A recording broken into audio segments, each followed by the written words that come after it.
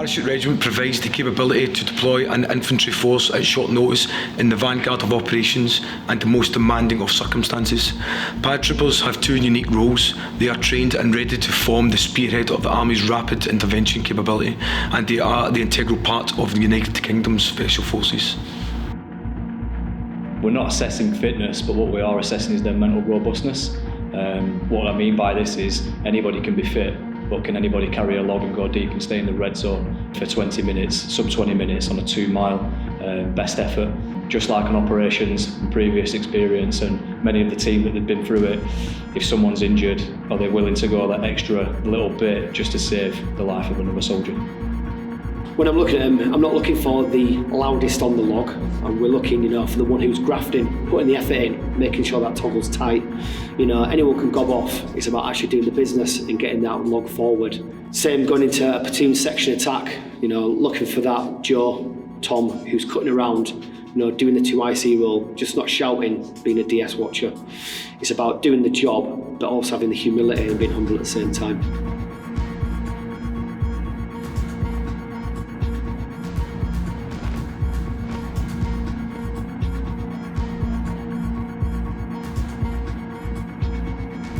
It's day one of test week. The Para Recruits, or Joe as they're known by the Para directing staff, have just completed 20 weeks of training at Depot Para at the Infantry Training Centre, Catterick. P Company, as it's known, is a week of arduous events designed to test physical and mental suitability and to see if Joe has what it takes to join the ranks of the Parachute Regiment. Right, so I'm Corporal 1, instructor at Para Depot. At the minute we're taking a Primsol platoon through their training. So I think P Company is an essential part of what we do in training at the depot and the regiment, in the service within the regiment, and then also the wider brigade. I believe that paratroopers are made in the depot, but the P Company at week 20 is an essential part of putting that pressure on them and really seeing their mental state. Obviously throughout training in the depot, us as instructors spend a lot more time with them than the P Company staff do. We put them in tests in difficult situations. But I think P Company, because it's so well structured and it's steeped in such history, in Parachute Regiment history, that it really has an effect on the Joe and separates the wheat from the chaff, men from the boys. I always had the intention of joining the military, like from a young age, whether it's a Paras or not. I weren't decided till last year. I had a friend that joined the Paras and he persuaded me. Obviously, joined at a young age. I just came straight from school, knew that I wanted to join the Parachute Regiment. At 15, I applied to join the Army and went to AFC Harrogate, so I took a different route to some of the other lads. I always wanted to join the military when I was younger, but I was never fit enough. And I had a load of mates that joined the Parachute Regiment and told me all the stuff they got up to. And then when lockdown came in, I stopped drinking, started training, got fit for depot. I studied at Harvard University in Gloucester for 3 years, studied strength conditioning. I graduated last summer, and then as soon as I graduated, I sent my application off to join the Paras. Well, I decided to join the Parachute Regiment. I've always loved being outdoors, exercise, like hiking, and the excitement and sort of the adventure of the Parachute Regiment appealed to me, and I always knew I wanted to join the Army, and once I became old enough to sort of do my research, learn about it, I knew the Parachute Regiment was for me being the fittest, the most elite, the best soldiers, always on the forefront of every battle and every war that we've been taking part in for the past 80 years. My mates told me that coming to depot you'd be built up by the training team, so you start with like really basic sort of fitness stuff and then they'll build you up and mould you into what they want you to be.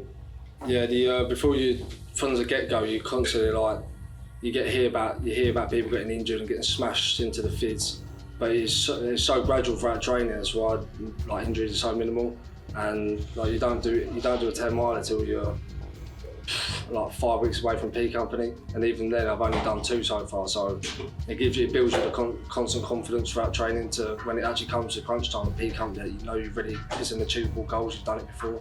I wouldn't say you need to be super fit to come, but you definitely need to prepare yourself on Super Street and get yourself to a good level of fitness, and then the training team will do what they want with you and get you where they want you to be. I sort of did my research. I knew you sort of get built up, you get trained, get turned into the soldier that every paratrooper's expected to be. One of the biggest issues was I thought you had to come here at the fitness standard required. for a long time, which is obviously completely unrealistic. Like, you can't get power fit without being in the power depot doing the training. So I spent a lot of time like doing loads of phase, thinking I had to get to the standard, which obviously it's ridiculous.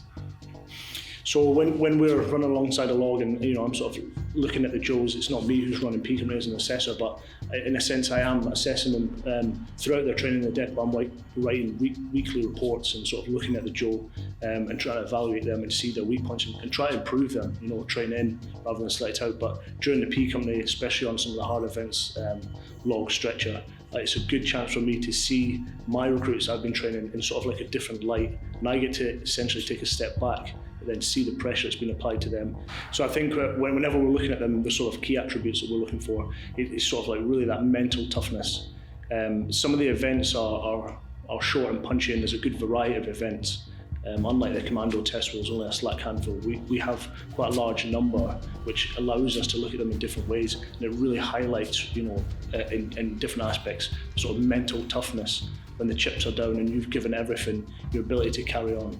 And I think there's a few events maybe sometimes highlight that more than others. I think log and milling, for example, really shows someone's mental fortitude and ability to carry on under pressure. And the team events as well show them that they work for each other. Sometimes you'll see people who have just had enough, and with physical and mental pressures too much, pull themselves off. And that is absolutely not what we want serving for the Parachute Regiment and the wider brigade. We're on day one of P Company today. This morning we got the 10 miler loaded march. So it's 10 miles with a £35 burger plus water on top of that. So it comes in about £37. And then you're carrying a rifle, which is another £9 as well. Obviously you have your pre-P Company nerves. Anyone that says they don't, I might think they're going to be lying. But as for the 10 miler itself, I'm feeling quite confident because leading up to P Company, you built up over the 20 weeks. So you start from low numbers and you build up to a 10 miler. And as a squad, we've already done 3 collective 10 milers. So you can do it, it's just turning up on the day and getting it done. I feel pretty confident about the events today. We've done them plenty of times in training under more adverse scenarios, less sleep, more tired, more fatigued muscles. So we're going into it quite well rested. So I'm feeling pretty confident today. The 10 miler, it's a big one for the Parachute Regiment because tabbing's their bread and butter, and like the rest of the army, we do a lot of it. And then after the 10 miler, we got the trainasium, which is how they test us working to command at height. So in the trainasium, there's a rat race. We have to run over the seesaw. And you have to run around the trainasium and finish off by landing on a cargo net. Then you got the 60-foot high shuffle bars, where you come out, step over a small lug, and then get told to touch your toes, and then continue. And then there's the illusion jump. And then the Superman jumps out of play for this P Company to being repaired. So that'll be all.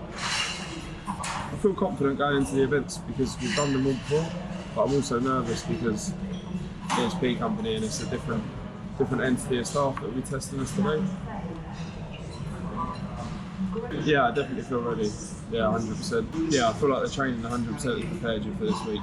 They say it's the best week of training, so we'll see.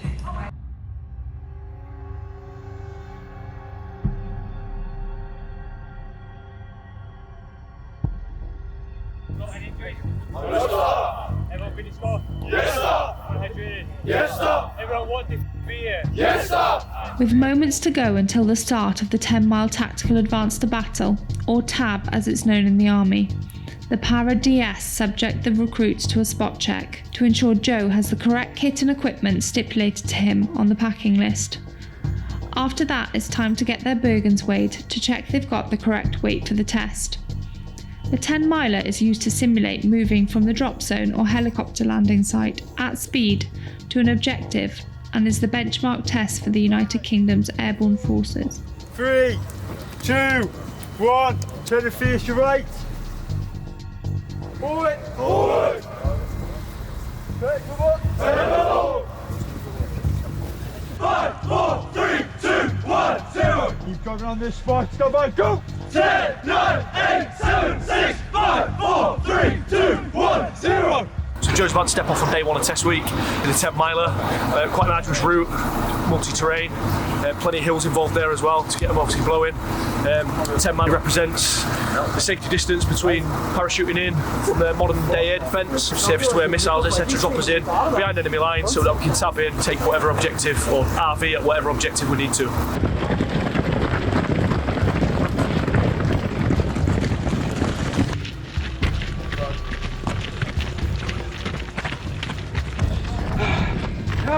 Stand by! Go! Stand by! Go! Come on in, come here! 2 minutes! 2 minutes!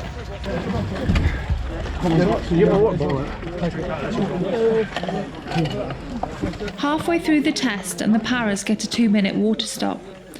This is an opportunity to take on fluid and fuel to keep their energy levels up.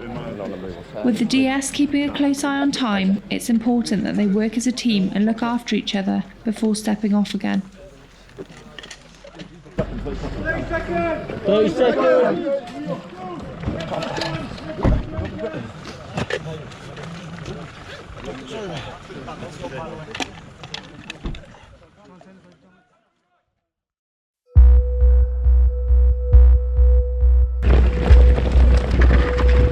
Listen, stand by! Go! React!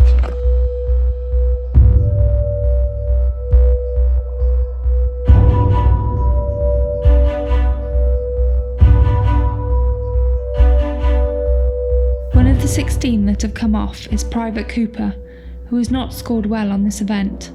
The pressure is now on. He needs to stay focused and do well in the other events if he wants to be in with a chance of passing P Company and serving in the paras. Yeah, a few more than what we anticipated. Not bad overall. Give them a bit of a G up now, obviously we lost 16 there, so I'll give them a bit of a chat at the end, just make sure they know it's not the end of the line, there is still a chance. However, they've got to pull it right out the back. There you go, 1 hour 50 bang on. Right, Joe, listen in. Those of you that stayed with the pack there, good effort. That's 10 points there going into the rest of the week. That's exactly where you need to be. We started off strong, looking good. However, just remember now, that's the basic 10 miler for the rest of your careers if you are to progress into the Parachute Regiment. Everyone understand? Yes, sir! Good. Yeah, 10 miles, 1 hour 50. Not a bad effort by Joe. Majority of them stuck with it. It is a hard route, so it definitely puts them to the test. So I just finished the 10 miler. It was just like normal, apart from this time at the end my legs started to cramp, which isn't something that usually happens. So the last half a mile for me was a massive struggle, but I stuck with it and I got 10 points, so I'm looking forward to the next event. Yeah, that 10 miler went well, stayed on it. Now we look forward to Trinasium, which will be the next event. Should be shortly after this. I was just slightly falling back, I couldn't get, just side overheating, I just went, I don't know really what happened. It ain't the end of P Company for me, I've got the Trinasium next, I need to crack that out past that. It's time 20 miler, and P Company ain't over for me yet.